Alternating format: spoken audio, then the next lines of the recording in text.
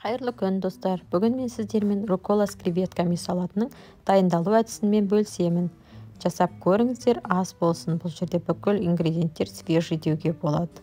Бізге салатты дайындау үшін осындай ингредиенттер керек. Бәрін жуып тазалап аламыз. Бұл жерде менде 200 грамм руккола, 150 грамм болгарский, 150 грамм помидор, лимон және де 250 грамм креветки. Енді біз біріншіден креветкемізді маринадтап аламыз. Маринадтау үшін менде 1 чайный ложкадан аздау сәл тұз, оливковый масло және лимон шырынын қосамын. Сосын жақсылап араластырамын.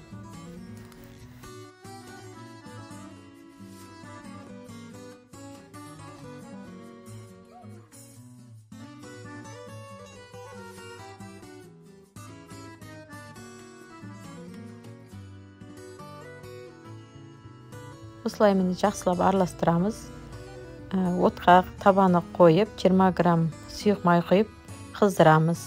Және маринадталған креветкемізді қызып тұрған майға салып қуырып аламыз.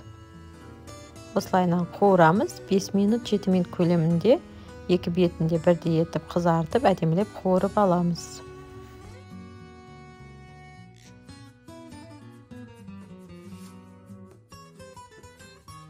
Осылайынан креветкеміз қуырып жатқан кезде біз салаттарымызды турауды бастаймыз.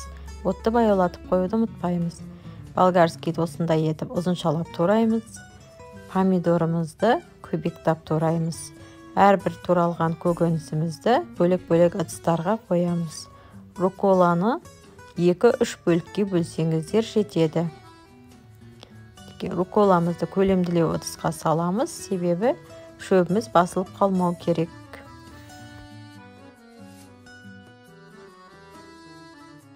Енді бір ыдысқа біз болгарскийімізді, помидорымызды және рукколаның жартысын салып біріктіреміз.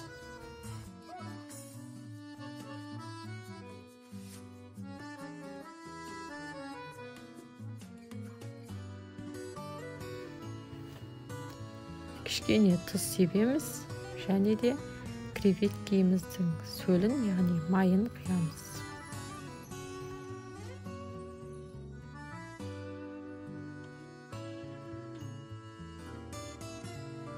Мінекей осылайынан қызып тұрған майымызды құямыз, салатымызды араластырамыз.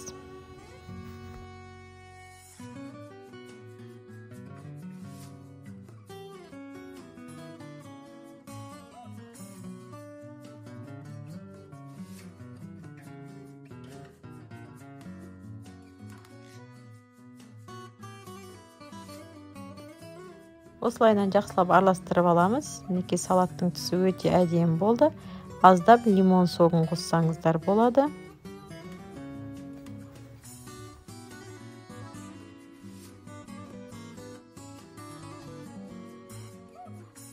Үш-төрт минут маринадталған салатымызды, яғни араласқан салатымызды қойып, тарелкаларымызды дайындаймыз.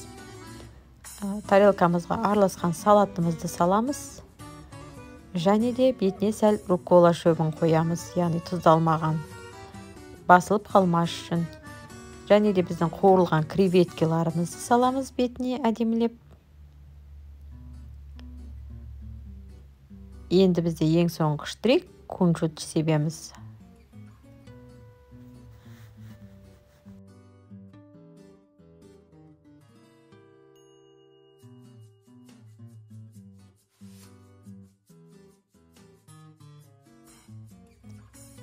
Міне біздің салатымыз дайын, өте дәмді салат және де ингредиенттердің бәрі свежий. Ас болсын, жасап көріңіздер.